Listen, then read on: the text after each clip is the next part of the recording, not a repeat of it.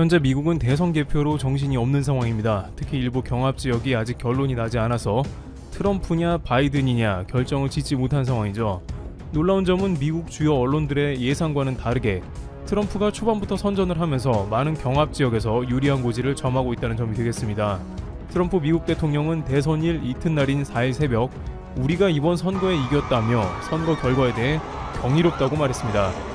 로이터 통신에 따르면 트럼프 대통령은 백악관 행사를 열어 이러한 입장을 발표하면서 사실상 승리를 선언했습니다. 트럼프 대통령은 아직 최종 결과가 나오지 않은 펜실베니아에서 엄청나게 이기고 있다고 하는 등 주요 지역에서 이기고 있다고 말했습니다. 또 그는 이번 선거를 국민에 대한 사기 선거라고 주장했습니다. 자신이 반드시 승리하겠다는 것입니다. 펜실베니아와 같이 아직 우편 투표가 개봉이 안 된 곳에서 혹시 바이든의 역전이 일어나고 이것이 바이든 당선으로 연결이 된다면 트럼프 대통령은 대법원에 판결을 넘겨 실제 소송전이 될 수 있습니다. 그런데 이렇게 초박빙인 미국 선거에 한 가지 흥미로운 점이 있습니다. 바로 한국을 비롯한 아시아에서는 트럼프 대통령이 되어야 한다는 주장이 상당히 많다는 것입니다. 홍콩의 SNP는 아시아 주요 지역인 한국, 대만, 일본, 홍콩 등에서 트럼프의 재선을 바라고 있다고 전합니다. 그 주된 이유로는 트럼프만이 중국의 횡포를 잠재울 수 있는 대통령으로 본다는 것입니다. 남중국해에서 중국은 필리핀이나 베트남 바다를 모두 자신의 영역으로 표기하고 있으며 연일 인접한 나라들에 각종 피해를 끼치는 것은 물론 세계적으로 지탄을 받고 있는 상황입니다. 심지어 오징어 등 수자원을 갈취하기 위해서 아르헨티나까지 중국 배를 몰고 가서 어자원을 싹쓸이하면서 전 세계적인 민폐를 끼치고 있습니다. 이에 따라 중국을 견제할 미국을 원하는 사람이 많은 것이죠. 게다가 반대편인 바이든은 여러 가지 면에서 친중적 색채로 인해서 아시아의 외면을 받는 상황입니다. 바이든은 그의 과거 인터뷰에서 중국은 문제가 아니다. 그들은 악당이 아니며 지속적인 발전을 원한다고 했습니다. 또한 한국에서 미국의 민주당은 한국보다 일본을 더욱 챙겨주는 모습이 다분하다고 하면서 트럼프는 일본을 좋아하는 것 같지만 그렇다고 노골적으로 일본 편만을 들지는 않고 있으며 한국을 G7에 들어오라고 적극 얘기하고 한국에서 처음으로 위안부 할머니를 만나는 등 한국인들에게 여러 가지 면에서 호감을 샀던 것으로 전해집니다. 그러다 보니 많은 면에서 한국인은 트럼프 재선을 바랍니다. 트럼프가 조금이나마 한국에 더 도움이 되지 않을까 하면서 한국인들도 미국 대선 방송에 열중합니다. 그런데 최근 중국은 한국에 건드리지 말아야 할 마지 노선들을 계속해서 넘고 있는 상황입니다. 특히 6.25 때 중국은 북한과 함께 남침을 하면서 한국에 사죄를 해도 모자란 상황입니다만 미중 간의 대립이 지속되면서 이것을 자신들이 미국을 이겼다며 항미 원조를 통해 애국심을 고취합니다. 이 가운데 괜히 BTS만 건드려서 전 세계적으로 구설수에 오르며 반중 분위기를 확산시키기도 했습니다. 그런데 또 하나 한국에 대해서 건드리지 말아야 할 중요한 마지노선 중 하나는 한복이라고 전해집니다. 한복은 한국인들이 자랑하는 전통 의복으로 최근엔 블랙핑크도 현대화된 복장으로 입고 등장하여 세계적으로 알려지며 그 아름다움을 과시합니다. 그런데 중국은 이제 그것이 자기 것이라 주장하죠. 각종 중국의 드라마에는 주인공들이 한복을 입고 등장하며 예능 프로그램에는 한국이 자기 옷이라 떠듭니다.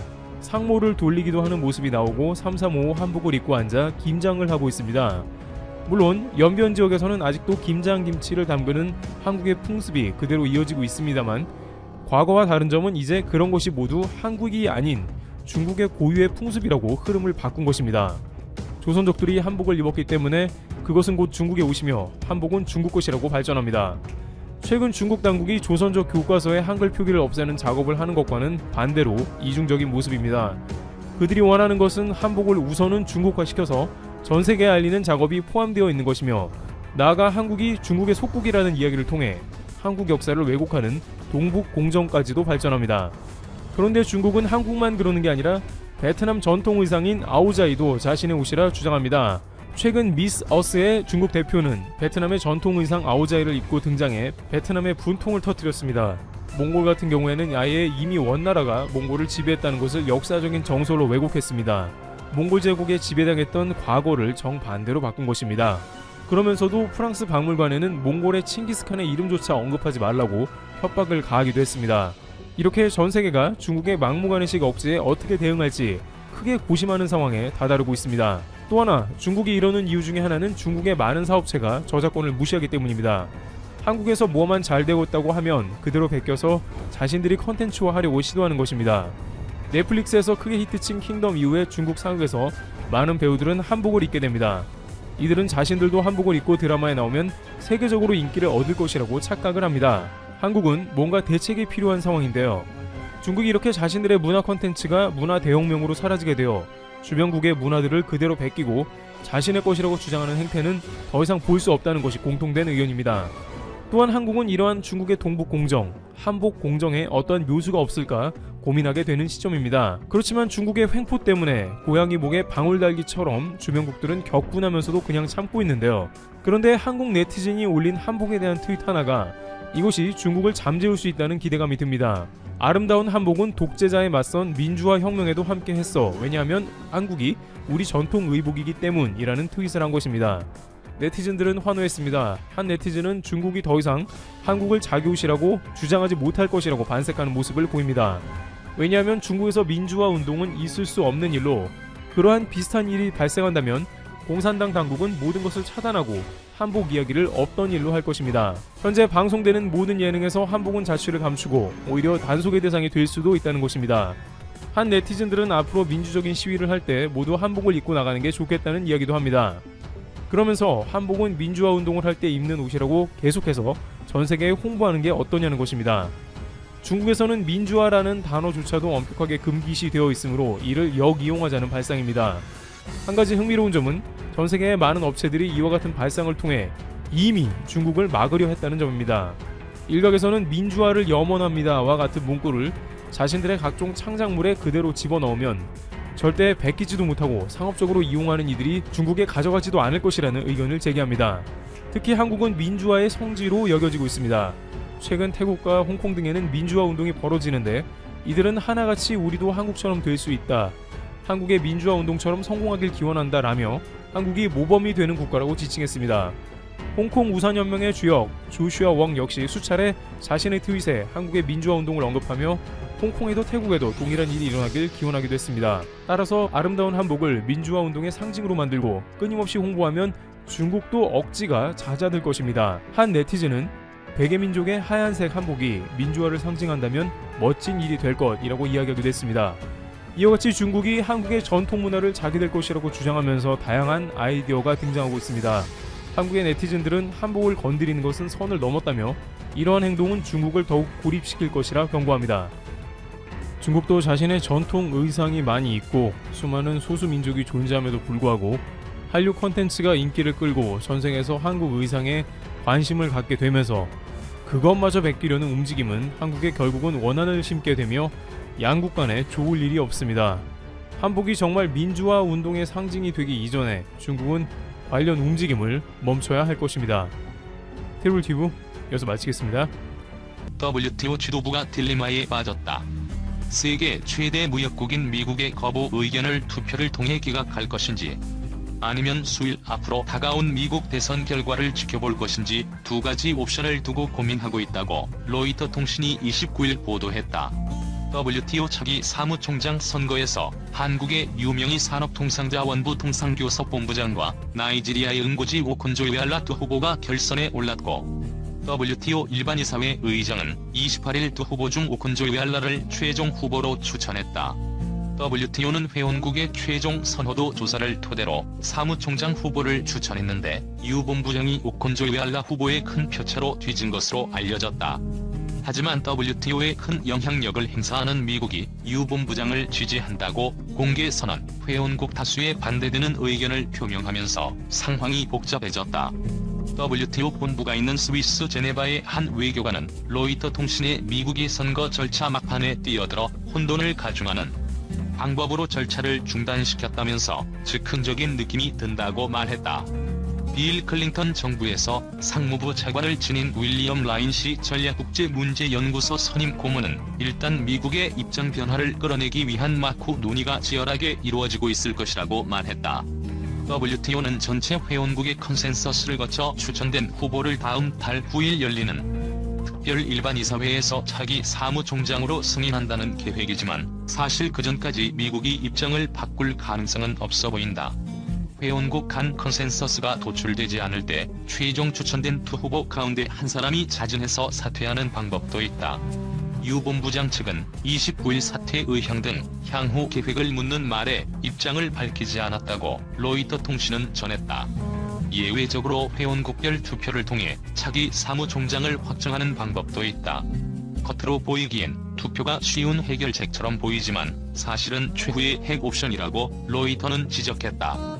투표로 미국의 의견을 기각한다면 이는 WTO에서 최대 지분을 가진 미국을 공개 망신시키는 행위이기 때문이다. 미국으로서도 만약 WTO가 이 사안을 투표까지 끌고 가겠다고 할 경우 미국에 대한 전쟁 선포로 여길 수 있다. 결국 WTO로서는 미국의 차기 대통령이 바뀌기를 기대하면서 11월 3일 대선 결과를 지켜보는 것을 택할 수밖에 없어 보인다. 루퍼스 역흐사 전 미대회 무역위원회 회장은 미국 대선 결과가 또 다른 싸움을 해야 하는지 아니면 트럼프 대통령이 나갈 때까지 기다릴 것인지를 결정해 줄 것이라고 말했다. 미국이 유명히 사태를 핑계로 세계무역기구를 탈퇴할 수도 있다고 로이터 통신이 30일 보도했다. 로이터 통신은 WTO 총장 선출을 둘러싼 불협화음이 처음이 아니라고 전한 뒤 미국은 이번 사태를 빌미로 WTO를 공식 탈퇴할 수도 있다고 전망했다. 지난 1999년 2명의 후보를 각각 지지하느라 WTO가 쪼개졌을 때 해결책은 2명에게 임기를 나누어주는 것이었다. 당시 후보들은 임기를 반으로 나누어 사무총장 역할을 수행했다. 하지만 그 후 새로운 규칙이 제정됐다. 2003년 세운 규정에 따르면 2위 후보가 자진 사퇴하거나 마지막 수단으로 투표가 이루어져야 한다는 것이다. 그러나 한국의 유명희 후보는 사퇴 의사를 아직 밝히지 않고 있다. 이뿐 아니라 미국은 미국이 거부권을 행사했는데도 투표까지 가는 것을 굴욕으로 생각한다. 이에 따라 로이터는 미국이 투표로 WTO 사무총장을 결정짓는 것을 일종의 전쟁으로 간주하고 이를 핑계로 WTO를 탈퇴할 수도 있다고 전망했다.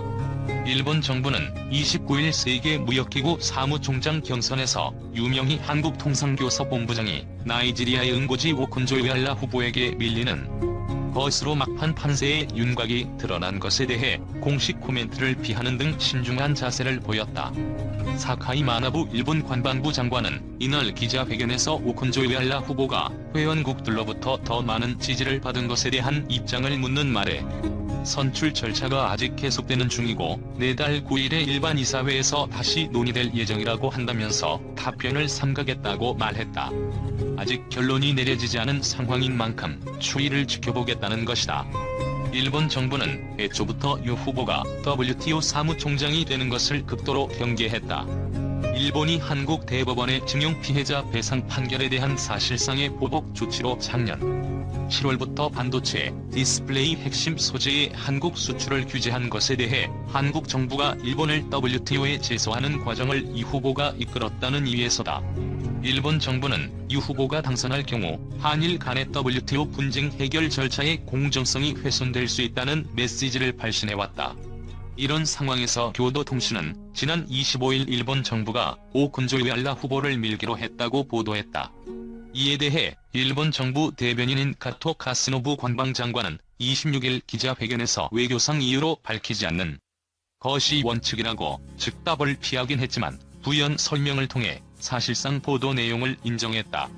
주요국 간 이해를 조정하고 다자간 무역 체제의 유지, 강화에 공헌할 능력을 갖춘 후보가 당선하길 기대한다는 취지의 견해를 거듭 밝힌 것이다. 이번 WTO 사무총장 경선 과정에서 일본 정부가 되풀이해온 이의 입장은 유 후보를 지지하지 않겠다는 뜻을 에둘러 표현한 것으로 분석되고 있다. 요미우리 신문은 29일 이에 식민지인 아프리카와 깊은 관계를 맺고 있는 유럽 국가들이 오콘조-이웨알라 후보를 지지하는 것을 보고 일본 정부도 그를 지지하기로 했다고 전했다. 일본 우리는 왜 후보 없냐? WTO 선거 계기 이문란 지적.